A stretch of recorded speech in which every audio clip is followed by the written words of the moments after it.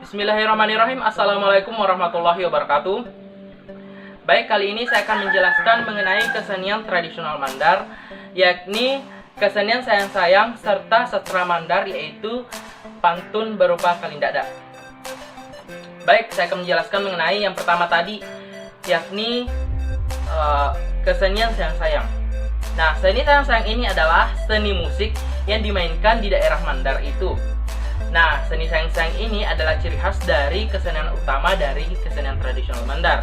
Biasanya kesenian sayang-sayang ini ditampilkan pada acara-acara adat Mandar seperti acara pernikahan, acara khatam Al-Quran, dan sebagainya. Bahkan biasanya juga pada acara-acara festival. Nah, pada kesenian sayang-sayang ini,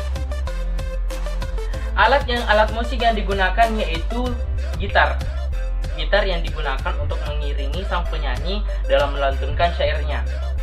Nah, keunikan dari kesenian sayang-sayang ini adalah dalam melantunkan syairnya, sang penyanyi itu tidak memakai lirik sama sekali, tidak membaca lirik sama sekali, tidak merangkai lirik sama sekali sebelumnya. Tetapi lirik yang dilantunkan itu spontan dari pemikiran dari sang penyanyi tersebut. Nah, biasanya dalam melakukan seni sayang-sayang ini dilakukan secara duet. Nah, dalam seni sayang-sayang ini juga memiliki beberapa genre. Ada genre kerambangan, kemayoran, padan pasir, dan sebagainya. Dan juga macam-macam dari sayang-sayang ini ada berupa sayang-sayang yang menceritakan mengenai kehidupan sosial antar masyarakat, ada yang menceritakan mengenai sejarah masa lalu atau biasa disebut ayangan tolo, ada juga yang biasa dilakukan untuk percintaan seperti itu. Tapi umumnya yang dilantunkan atau ditujukan itu adalah mengenai percintaan. Oke, sampai di sini sudah paham? Mau Bapak contohkan? Baik. Bapak akan mencontohkan mengenai lagu yang biasa dibawakan dalam seni sayang-sayang ini. Biasanya kan dimulai oleh pihak laki-laki. Jadi baik, di sini Bapak akan mencontohkannya dulu. Seperti ini. Biasanya itu dimulai dengan kata Mandar kan identik sangat kental akan agamanya, agama Islamnya. Biasanya dimulai itu dengan kata Bismillah seperti ini. Tuh, gampang. Bismillah turanna elo sayangi, Bismillah turanna ilong bungasna, sayang-sayang, sayangi pirangi mikasihna, selama papa hingga nama pirangi. Begitu. Kemudian langsung dilanjut oleh sang wanita dengan spontan pula. Biasanya cara menjawab dari lantunan itu seperti ini. Nasalama ma'iyau sayangi, nasalama ma'iyau ma'irangi luamu. Seperti itu. Biasanya dilanjut dengan kata-kata seperti itu. Kan tadi itu artinya. Arti dari perkataan sang lelaki dalam melantunkan syairnya itu, Bismillah kita mulai pertunjukan sayang-sayang ini. Semoga yang mendengar lagu ini mendapat keberkahan. Kemudian dijawab oleh sang wanita yang bermaksud, saya akan selamat karena telah mendengarkan lagumu. Seperti itu. Dan akan dilanjutkan berulang-ulang dengan arti lain seperti itu. Kemudian biasanya juga dalam melakukan proses sayang-sayang ini biasanya juga ada sedikit ada sedikit candaannya seperti itu, atau biasa disebut dalam bahasa Mandar itu materi. Materi ini dalam artian bukan mengejek sih, tapi lebih mengarah menghibur dengan cara mendeskripsikan para penonton yang hadir pada malam itu atau pada pertunjukan tersebut. Seperti itu. Kemudian kita masuk ke seni yang kedua, yaitu seni sastra Mandar berupa pantun atau kalindada.